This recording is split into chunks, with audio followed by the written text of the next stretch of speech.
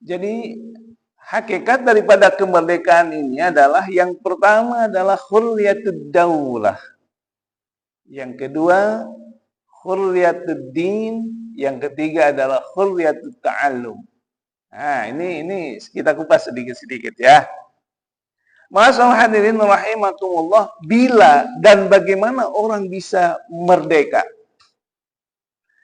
Kemerdekaan ini adalah sesuatu yang dijamin oleh Allah Subhanahu wa taala, bahwa setiap hamba, setiap manusia, setiap golongan, setiap kelompok memiliki hak yang sama di hadapan Allah Subhanahu wa taala. Memiliki hak dan kewajiban yang sama di hadapan Allah Subhanahu wa taala. Apa itu kewajibannya? Kewajiban yang pertama adalah kewajiban ta'abbud, mengabdi. Seseorang harus mengabdi kepada Allah Subhanahu wa taala. Itu yang nanti bagian daripada hurriyatud din. Ma'asyarul hadirin rahimakumullah, karena kemerdekaan ini sebuah keniscayaan, Pak Teguh, ya. Maka bila seseorang bisa merdeka, ya, jangankan kita mau memerdekakan orang banyak, kita harus merdekakan dulu diri kita sendiri. Dari belenggu apa? Kita harus merdekakan diri kita dari belenggu nafsu kita. Itu yang pertama. Karena seseorang nggak mungkin bisa memerdekakan orang lain atau bangsanya kalau dalam dirinya sendiri masih terbelenggu dengan kepentingan-kepentingan sesaatnya. Oleh karena itu, masyaallah hadirin, dalam tulisannya Imam Nawawi itu mengatakan, tuba liman kana aqluhu amiran wa hawahu asiran. Ini bagi orang-orang yang sudah merdeka, berbahagialah bagi mereka yang akalnya itu menjadi penguasa, bukan hawanya yang menjadi penguasa. Kalau nafsunya, hawanya yang menjadi penguasa, sulit rasanya kita bisa memerdekakan bangsa ini. Tetapi kalau akalnya sudah menguasai dirinya, sehingga semua aktivitasnya itu tidak lepas daripada apa yang dia pikirkan akan kemaslahatan umatnya, maka orang itu berarti secara pribadi sudah merdeka. Nah, orang yang secara pribadi itu sudah merdeka, maka tidak susah baginya untuk memerdekakan orang lain. Maka merdekakan dulu diri kita dari belenggu nafsu dan amarah kita, dari belenggu nafsu dan serakah kita, dari belenggu nafsu akal bulus kita, sehingga kita bisa memerdekakan orang lain. Jadi merdekakan dulu diri kita dari hal-hal yang tidak baik. Nah, jadi tuba liman kana akluhu amiran wa hawahu asiran. Berbahagialah bagi mereka yang selalu menggunakan akalnya, pikirannya, yang jadikan pikiran dan akalnya itu menjadi penguasa di dalam dirinya, bukan hawa nafsunya yang menguasai dirinya. Wa wailul liman kana hawahu amiran wa aqluhu asiran. Dan celakalah bagi mereka yang sebaliknya menjadikan hawa nafsunya menjadi amir, penguasa, wa aqluhu asiran, dan akalnya itu menjadi budak. Ya.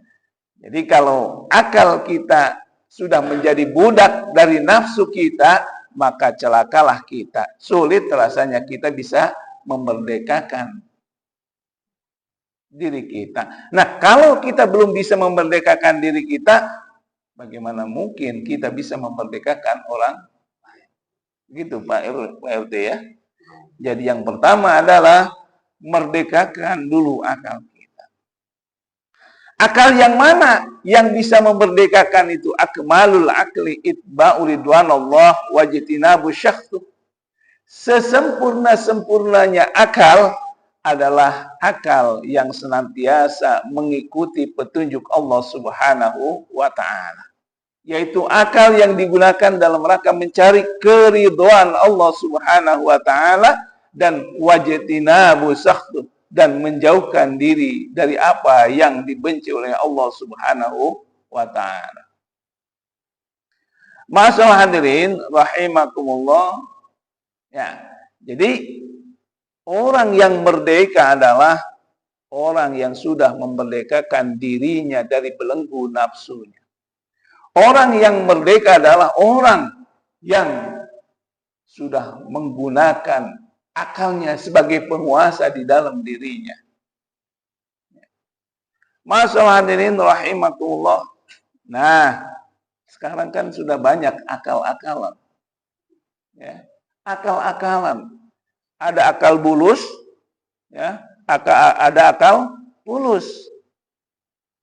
Akal bulus, ya, akal sehat itu saat ini sudah dikalahkan dengan akal bulus, ya. Akal bulus dan akal pulus. Akal bulus itu adalah orang yang senantiasa kekeh ingin mempertahankan kekuasaannya, sementara akal fulus adalah orang yang selalu kekeh mencari kekayaan sebanyak-banyaknya. Kenapa? Karena tadi akal sehatnya sudah menjadi asiron, budak dari budak nafsunya. Jadi kalau akal sehat sudah dikalahkan oleh akal bulus, ya, celakalah kita. Wa wailul liman kana akluhu asiron wa hawahu amiron. Celakalah bagi mereka yang akalnya sudah menjadi budak daripada nafsunya. Masalah hadirin rahimakumullah.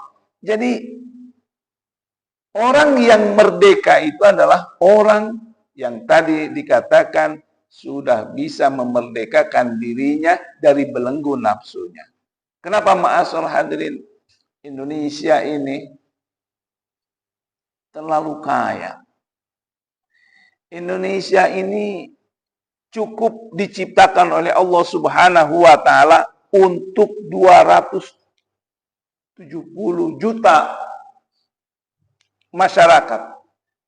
Cukup, lebih dari cukup. Tetapi kemudian ma'asal hadirin, Indonesia tidak akan pernah cukup untuk satu orang yang serakah. Tidak akan pernah cukup. Indonesia ini terlalu kaya, diciptakan oleh Allah Subhanahu wa taala untuk 270 juta manusia yang ada di sini. Tetapi terlalu sedikit bagi orang-orang yang serakah. Terlalu sedikit Indonesia ini bagi orang-orang yang serakah. Masalah hadirin rahimakumullah, dunia ini sekarang penduduk dunia berapa? 6 miliar? Berapa miliar? 6 miliar, 7 miliar. Katakan saja 6 miliar atau 7 miliar lah, ya. Udah banyak banget kan sekarang manusianya. Katakan saja 6 miliar lah, ya. 6 miliar. Dunia ini sudah cukup diciptakan oleh Allah Subhanahu wa taala untuk memenuhi kebutuhan 7 miliar manusia. Tetapi ma'asal hadirin, dunia ini tidak cukup bagi sekelompok kapitalis yang saat ini mau menguasai dunia. Tidak akan pernah cukup. Itulah yang kemudian dikatakan, disabdakan oleh baginda Rasulullah sallallahu alaihi wasallam, "Lau anna libni adama wadiyan min zahabin ahabbu ayyakuna wadiyani walau a'ta saniyan ahabbu ilahi salisan wala yashuddu jawfu ibnu adam illa turab." Jika saja kata baginda Rasulullah sallallahu alaihi wasallam, manusia, kadang-kadang manusia itu dipanggil ya ibnu Adam, tetapi seringkali manusia juga dipanggil ya ayyuhal insan, wahai manusia. Nah, ya ibnu Adam, jika saja ini manusia atau ibnu Adam itu dikasih satu lembah yang penuh dengan permata, min zahabin ahabbu ayyakuna wadiyani, maka dia akan meminta 2 lembah. Jika saja sudah dikasih 2 lembah, maka dia akan meminta 3 lembah. Itu serakahnya manusia. Kalau akalnya sudah dikuasai oleh nafsunya, maka 1 lembah emas, 2 lembah emas, 3 lembah emas tidak akan pernah cukup bagi orang yang serakah. Maka Indonesia ini adalah merdeka karena dulu ketulusan daripada orang-orang pendahulu kita yang menjadikan akalnya menjadi penguasa di dalam dirinya, bukan hawa nafsunya yang menjadikan penguasa di dalam dirinya. Kenapa tadi? Karena manusia itu saking serakahnya, jika saja dia dikasih 1 lembah emas, dia akan meminta 2 lembah emas. Jika dia sudah dikasih 2 lembah emas, maka dia akan meminta lembah ketiganya. Dan tidak akan pernah cukup itu yang namanya nafsu anak Adam, kecuali dia sudah illat turab, masuk ke dalam tanah. Ya, itulah yang kemudian alhaakumut takatsur hatta zurtumul maqabir. Wa yatubullah ala man taba, dan Allah menerima orang-orang yang bertobat kepadanya. Masyaallah hadirin rahimakumullah, itulah hakikat yang pertama. Jadi hakikat yang pertama adalah bahwa manusia itu merdeka. Yang merdeka itu adalah dimulai dari dirinya sendiri. Dengan cara apa? Dengan cara menggunakan akalnya menjadi penguasa di dalam dirinya, bukan nafsunya. Karena kalau nafsu yang dijadikan penguasa di dalam dirinya, rasa-rasanya sulit kita memerdekakan bangsa ini. Jadi dimulai dengan diri kita, merdekakan diri kita dulu, maka kemudian insya Allah kita akan bisa memerdekakan orang lain. Jadi sekali lagi, tuba liman kana akluhu amiran, berbahagialah bagi mereka yang menjadikan akalnya menjadi penguasa di dalam dirinya. Yang kedua, ma'asal hadirin, satu lagi. Utsman bin Affan pernah ditanya, ya Khalifah, bagaimana menurutmu, apa kewajiban yang Anda miliki terkait dengan dunia ini? Kata Utsman bin Affan, yang pertama, menurut Utsman bin Affan, kewajiban saya di dunia ini adalah yang pertama isbagul ji'an. Isbagul ji'an, membebaskan orang-orang dari kelaparan. Isbagul ji'an. Bagaimana membebaskan diri, membebaskan saya mampu membebaskan orang-orang dari rasa lapar. Inilah apa sering kita sebut apa namanya, kebutuhan pangan, ya. Isbagul ji'an, membebaskan masyarakat saya dari rasa lapar. Yang kedua, wakiswatul iryan, bagaimana saya mampu memberikan kecukupan untuk masyarakat saya dalam rangka menutupi auratnya, kebutuhan sandang, ya, pangan, sandang, pangan.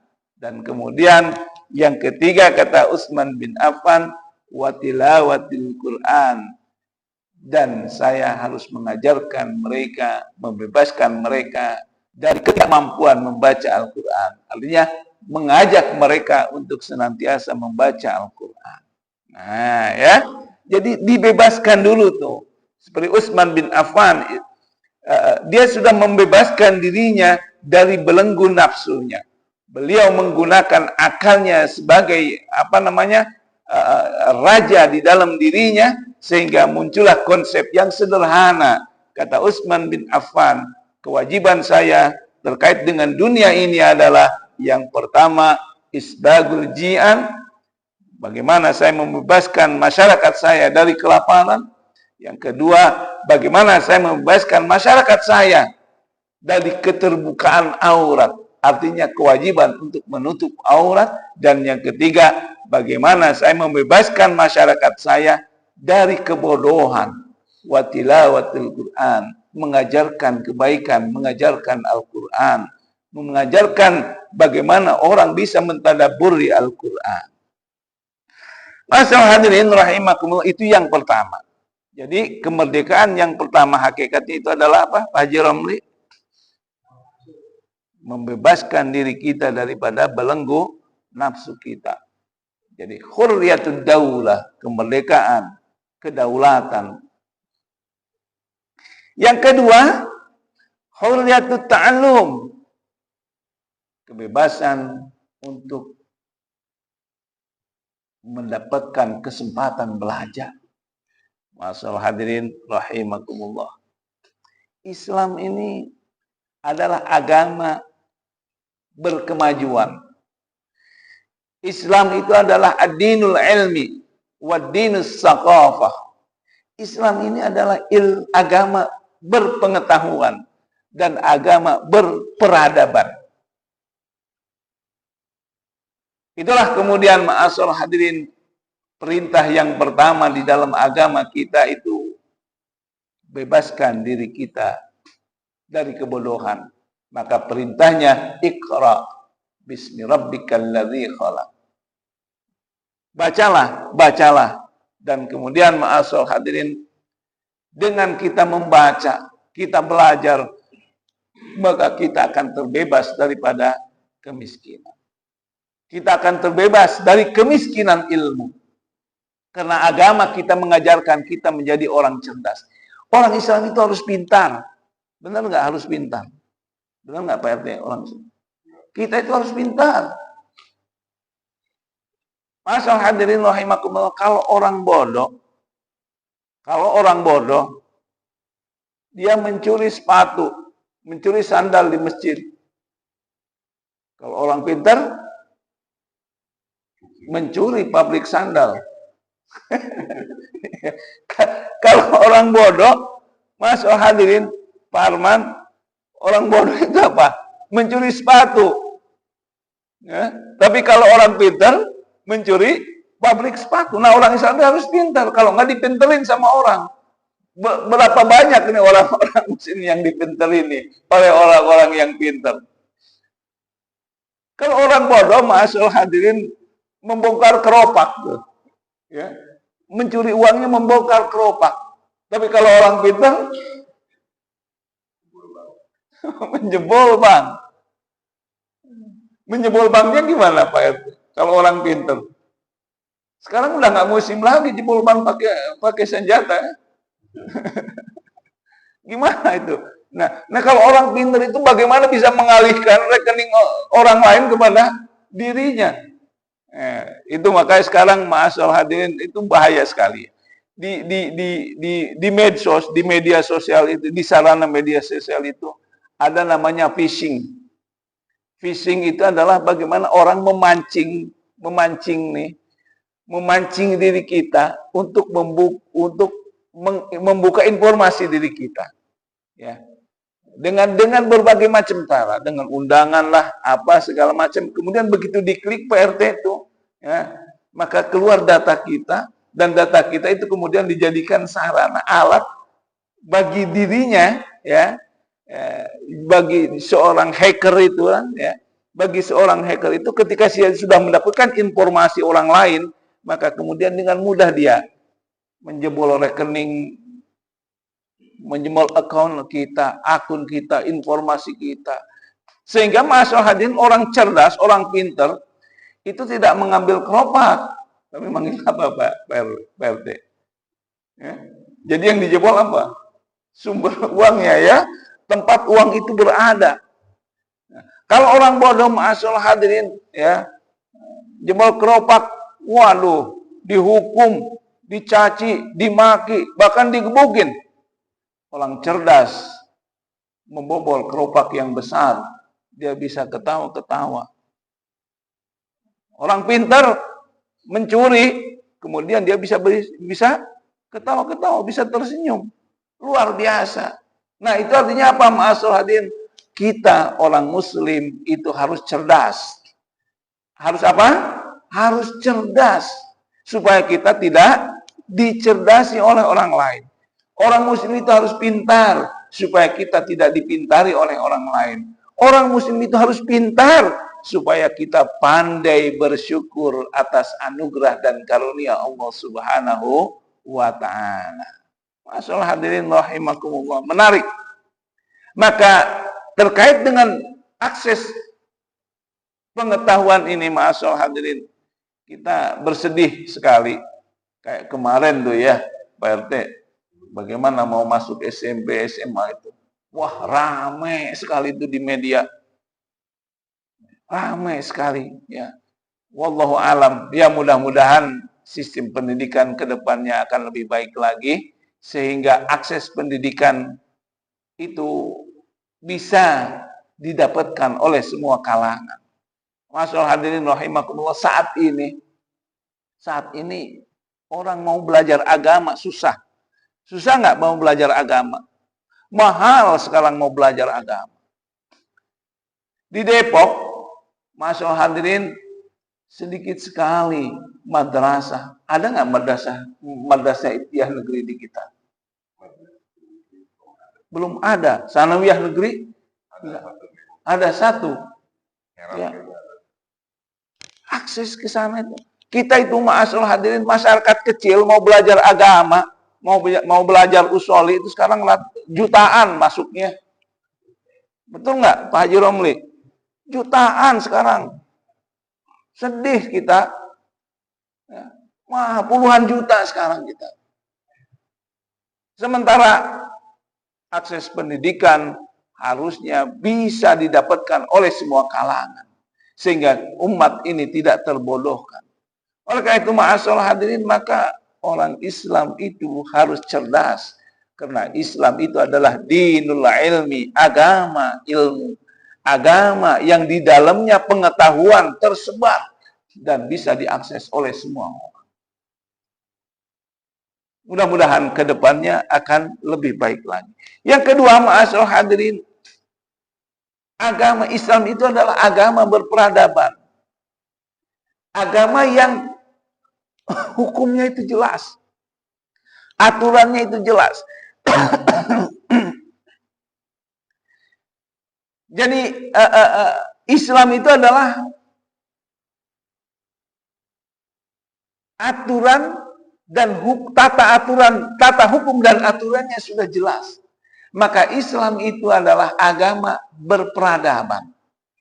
Orang yang merdeka adalah orang yang sudah memiliki peradaban dalam hidupnya. Orang yang merdeka itu adalah orang yang sudah bisa memilih, menentukan mana yang baik dan mana yang buruk. Dan mana yang boleh dan mana yang tidak boleh. Kalau semuanya boleh, itu berarti belum merdeka. Dan kalau semuanya tidak boleh, itu pun juga belum merdeka. Orang yang merdeka itu adalah orang yang sudah berperadaban. Orang yang memiliki peradaban adalah orang yang sudah memiliki aturan, ini baik, ini buruk. Ini boleh, ini tidak boleh. Oleh karena itu, ma'asyiral hadirin, Al-Quran memanggil kita, itu adalah al-insan, wahai manusia. Wahai manusia. Insan itu, manusia itu, dalam bahasa Al-Quran, insan itu adalah kata kerjanya anas. Kata kerjanya apa? Anas. Kata sifatnya anis untuk laki-laki. Kalau untuk perempuan anisah. Artinya apa? Damai. Artinya damai. Jadi Islam ini adalah agama, manusia ini adalah mereka yang senantiasa menyebarkan kedamaian, Pak RT. Jadi kalau manusia tidak bisa menyebarkan kedamaian, berarti dia sudah beristirahat dari sifat kemanusiaannya. Jadi hakikat manusia dalam Islam itu adalah mereka orang-orang yang senantiasa menebarkan kedamaian dan kesejahteraan terhadap sesamanya. Nah, orang yang merdeka itu adalah orang yang senantiasa menebarkan kebaikan dan kemaslahatan terhadap sesamanya. Itu adalah orang yang merdeka. Tetapi kalau orang yang sukanya adalah menzolimi, hak-hak orang lain, berarti dia belum merdeka dalam hidupnya. Nah, orang yang merdeka adalah mereka manusia-manusia yang senantiasa menebarkan kebaikan dan kemaslahatan terhadap sesamanya. Maka dipanggilnya juga al-insan, wahai manusia. Jadi yang kedua adalah hurriyatut ta'alum. Yang pertama tadi apa? Kemerdekaan apa tadi? Hakikat dari kemerdekaan apa tadi yang pertama?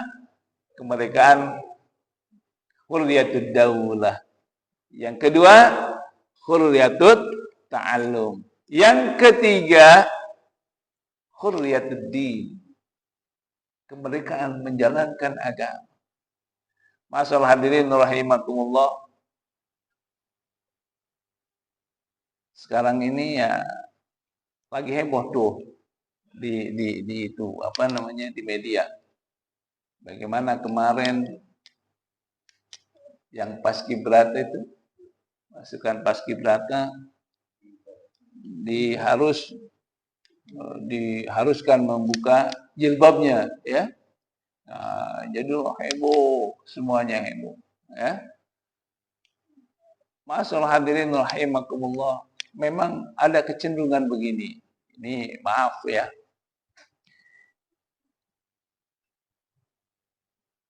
Agama, semua pemeluk agama ingin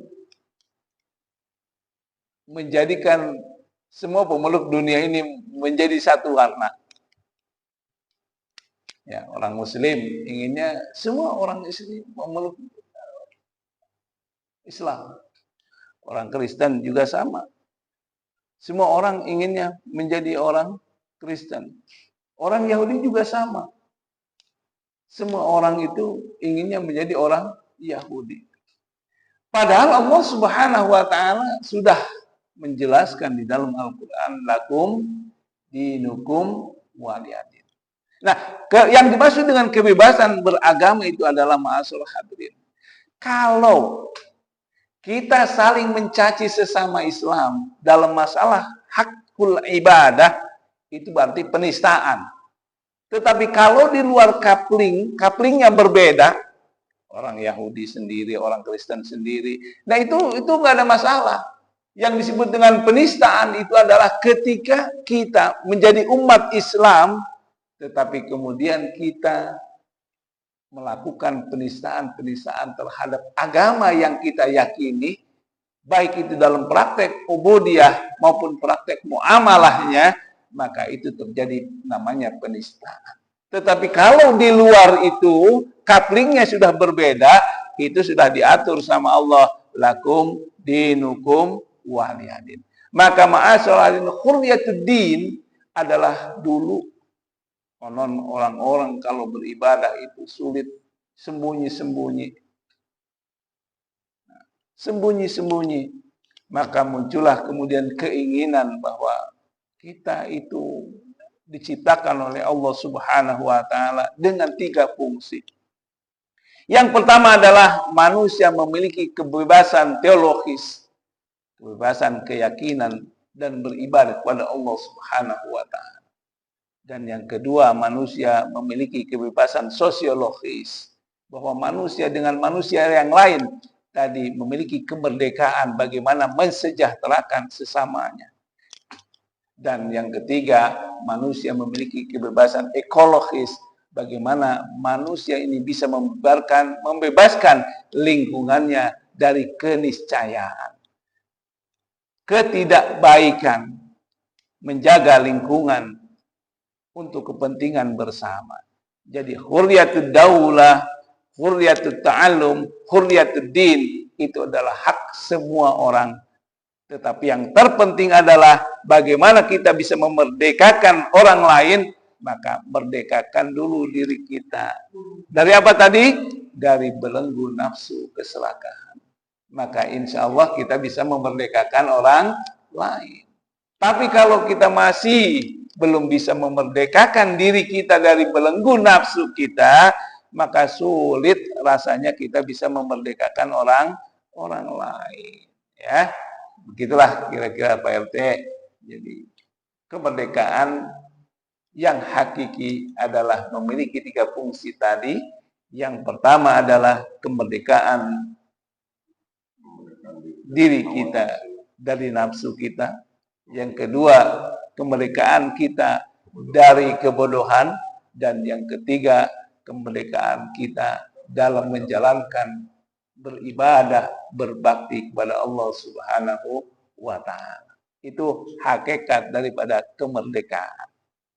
Apalah artinya kita bicara kemerdekaan kalau ternyata sekarang akal kita masih dikuasai oleh nafsu, sehingga akal sehat dikalahkan oleh akal bulus dan akal fulus. Akal bulus adalah akal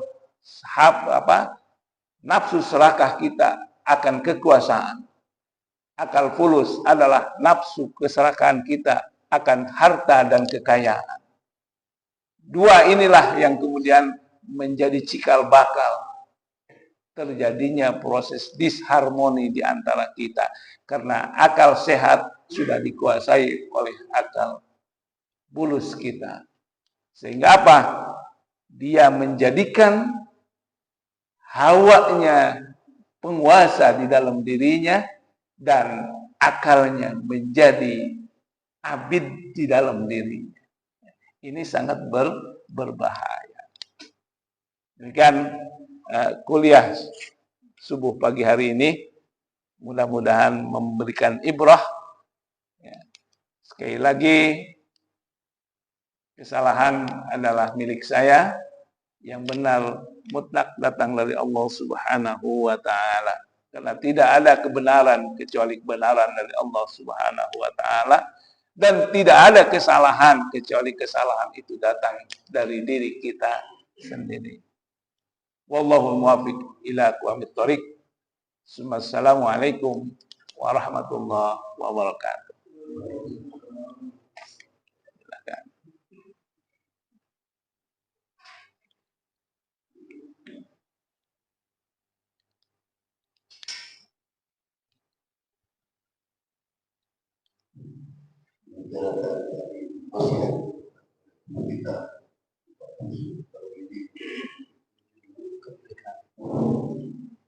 Ini bagi jemaah yang tanya, silakan.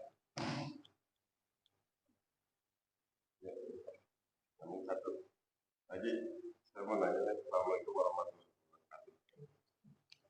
Jadi kita ini memerdekakan diri dari hawa nafsu. Nah, ada trik yang lebih sifatnya untuk kita menekan hawa nafsu itu sendiri.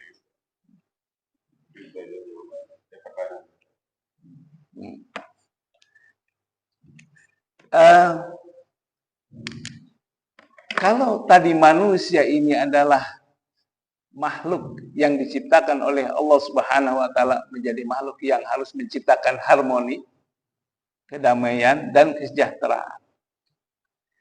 Tetapi kenapa ini tidak tercapai? Belum tercapai umpamanya. Kenapa belum tercapai? Yang pertama adalah ada yang menghalanginya. Yang menghalanginya itu adalah apa? Kepentingan. Yang menghalanginya adalah kepentingan. Yang pertama, kepentingan apa coba? Kepentingan bisnis, kepentingan ekonomi. Kepentingan ekonomi, kepentingan bisnis. Dan kekuasaan. Dia akan terhalang itu. Ya. Sehingga untuk mensejahterakan masyarakatnya, ya, itu karena dia itu terhalangi oleh kepentingan yang tadi, kepentingan bisnis dan kekuasaannya, maka sedemikian rupa upaya-upaya untuk proses mensejahterakan itu terabaikan. Ya. Yang kedua, kepentingan kelompok. Kepentingan kelompok. Ya, kalau zaman dulu itu kan, kalau bagaimana masing-masing daerah itu ingin menjadikan daerahnya itu adalah menjadi daerah yang leading, ya. Kemudian ma'asyiral hadirin, berapa banyak sekarang ya di antara kita yang terjebak dengan kepentingan kelompok itu. Sehingga apa? Demi membela kelompoknya, ya, demi membela sukunya, kemudian dia mengorbankan kelompok dan kepentingan suku orang lain. Yang pertama. Yang kedua adalah, yang ketiga, Pak RT, bagaimana? Kenapa itu proses pensejahteraan itu tidak terhindar dari proses untuk menjalankan kemaslahatan itu adalah dia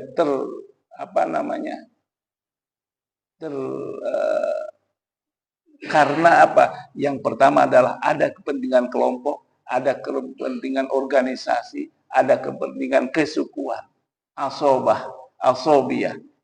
Itu yang kemudian menghindarkan orang menjadi dirinya orang-orang yang bisa mensejahterakan orang lain. Jadi bagaimana caranya? Nah, cara yang cepat itu adalah maka jadikan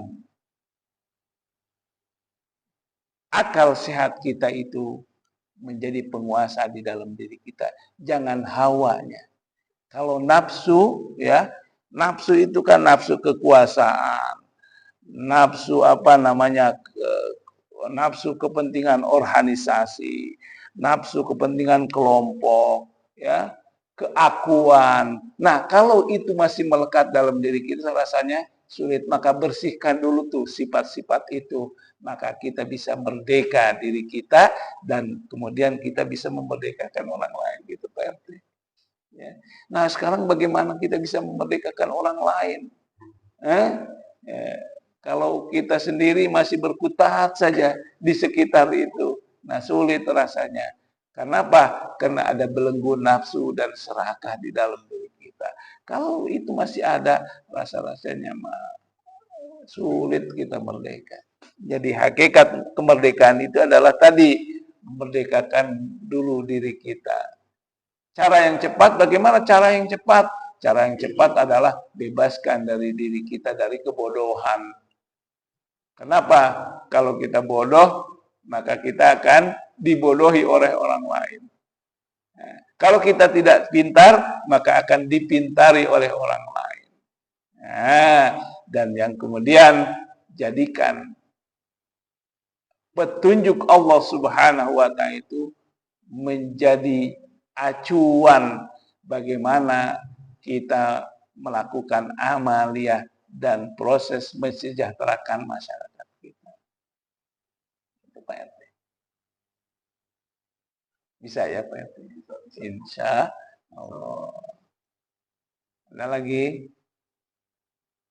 Ada lagi?